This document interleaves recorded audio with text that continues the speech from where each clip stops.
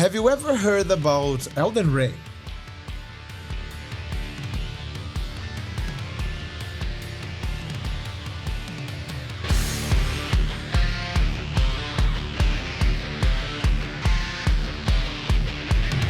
Well, if you live under a rock, Elden Ring is one of the most influential games ever created.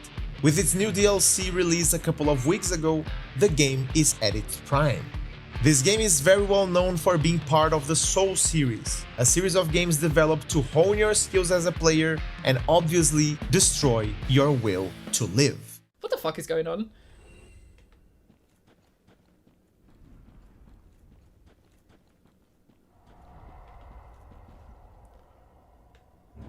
To make a long story short, these games are defined by the phrase get good, cause you will die so many times that the only way to pass some bosses is literally getting better at the game, or just finding a ridiculous strategy to carry you through it.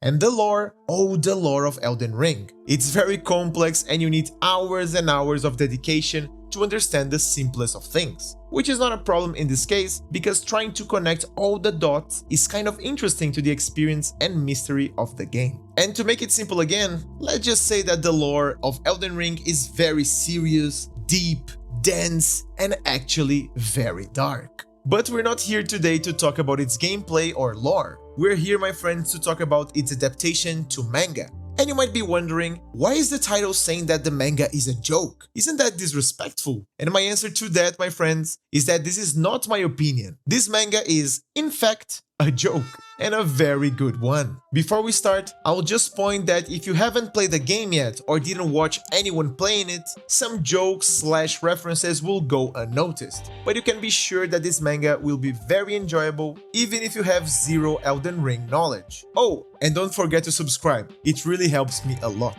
So first things first, this manga is considered an Isekai. Isekai, for those who don't know, is a type of story where the protagonist is summoned or teleported to another world. It's a very popular genre in anime and manga, but I would say that it's even a bit saturated at this point. But don't worry, cause Elden Ring's manga executed comically well. In a world where the Tarnished were created by a goddess to simply fight for her and disseminate her values, we have our protagonist, a Tarnished. Differently than the game, where your character was in other lands before waking up back in the lands between, the protagonist in the manga is just like a person that has never heard of Elden Ring before, who was summoned as a Tarnished. You imagine with the first couple of pages that this manga will be serious, full of crazy fights, but on the 7th page we have the best panel ever. Our protagonist laid down in a weird position with the warning, "This is a comedy manga." Man, I couldn't believe my eyes. Even one of the most important characters in the game, Melina, didn't believe it. She's the spectral girl that helps you through the game, telling you things like how to level up, where to go next, and things like that. From the get-go, we understand the message. This manga is a crazy gag manga. It doesn't focus too much in telling the main story. The author uses the characters in their most caricatured way, maintaining their purpose and core, but playing with their essence and mixing different interpretations on how the characters actually behave. For example, there's this character that has the face of a wolf. His name is Blade. So you pronounce it Blythe, not Blythe, not Blythe, Blythe. Oh, okay, I got it, I guess. So, Blade... Not Blythe, not Blythe, Blythe. Oh, for God's sake. So in the story, Blythe is somewhat affectionate to a goddess named Rani. And in the manga, the author expresses that with Blythe making a fan club of Rani and even buying action figures of her, like he's some kind of otaku or something like that. This author, Nikichi Tobita, is something else. He has already made a parody manga about another famous game, so he knows what he's doing. Like how to grab concepts of the lore of a game and mix it with well-built and sometimes simple jokes. And don't get me wrong, it's not because he focused a lot on the comedy that the art is bad. The art of this manga is actually very good, like really worth of Elden Ring, that is a beautiful game with amazing character and world design. Something good to point is that this author is a gamer, so he likes to play the games before actually writing and drawing. The manga right now is on a 1-month hiatus, so he can play the DLC, which is great, because of things like that he gets inspired to write some funny inside jokes that you can laugh about even if you don't play the game. Like the first chapter of the manga, where the character wakes up without understanding anything, while 2 flasks are literally stuck to his butt. And he's like, What the hell is happening? because in the game, even being naked, you start with these flasks that have the role of healing you. And everyone asks themselves like, from where is my character grabbing these flasks? Okay, so now we know, right? The beauty is in the details. The author makes references in such a clever way that we have 2 layers of comedy here. The first is for people who have never played the game before, and the second is for those more contextualized. Like this panel here, where at first it looks like he's just very sad and worried, but this is actually a reference to messages that the players can put in other players' worlds, together with an in-game gesture. In a lot of places, you can see this exact message. I just wanna go home. With this exact huddled-like gesture. It is very fun how the protagonist interacts with the world and solve its problems, just like a new player would. After you complete the first tutorial in the game, you go to a place and there is this white masked dude who tells you a bunch of things, like the fact that you are maidenless, and without guidance you won't make much and all. Some players just straight up beat the guy, you know, because he's annoying. You are not supposed to,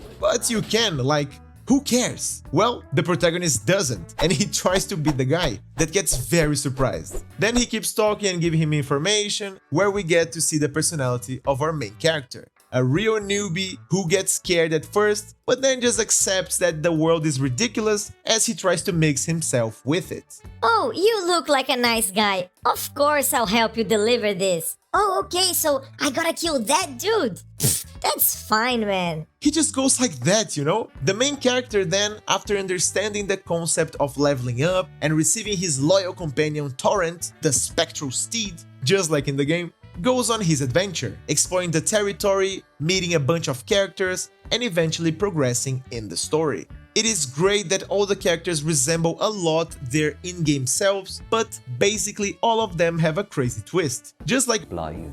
that I've already mentioned. 2 even greater examples are the first Elden Ring bosses to many players. I'm talking about Margit the Fell Omen and Godric the Grafted. Margit stands in the Tarnished's way to prevent them from approaching the Elden Ring. Though his motivations are only explained in a later encounter, this is a pretty serious character. In the manga though, Margit gets underwhelmed by the protagonist's attitude of giving up, and tries to cheer him up and say things like, You can do it, man. This generation of Tarnished are always squibbling. I can't stand it. It's like he's a boomer who is a coach. And after all that talk, he just vanishes and says that they will rematch eventually when the protagonist builds up his ambition. Like, the boss really vanishes and later in the game we face him. But it is so crazy and interesting how the author mixed comedy with a canonical event that really shows you how much care and thought he puts on this manga. That happens with the second boss as well, not just him obviously. But let's talk about Godric. Godric is known by other demigods as weak and unworthy to rule. Much of his powers come from the arms and legs of soldiers he has grafted onto himself. In the manga, the author incorporates Godric's personality around the fact that he loves grafted human sculptures, getting to the point where we don't have an actual fight, but a grafting contest, where the protagonist competes against Godric for the best score in a competition of making grafted sculptures, with actual judges who are actually canon characters. Man, this is so good. Well, after him losing the contest to the main character, Godric gets pissed and looks like he wants to fight, as he uses his badass dragon arm, just like in the game. But no, he wants a second grafting contest, where he loses again, getting his motivation and confidence very low while crying about it. Then, his men start chanting his name, saying that he's a brave, honorable king, making Godric emotional and happy, admitting his defeat and giving the protagonist what he wants. Because he, as a king, has something more important than fighting the Tarnished. This king has his people, which is a crazy character development for Godric.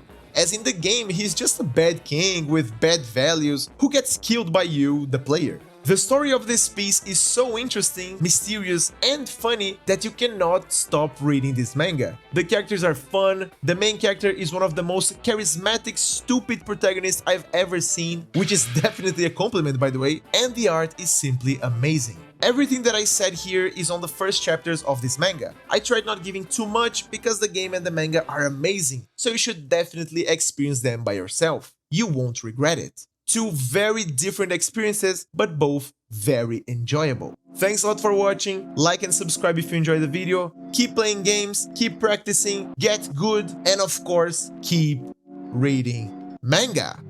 Bye! Yes! Hell yeah! Hey, come on, baby! Come on! Yes! Come on!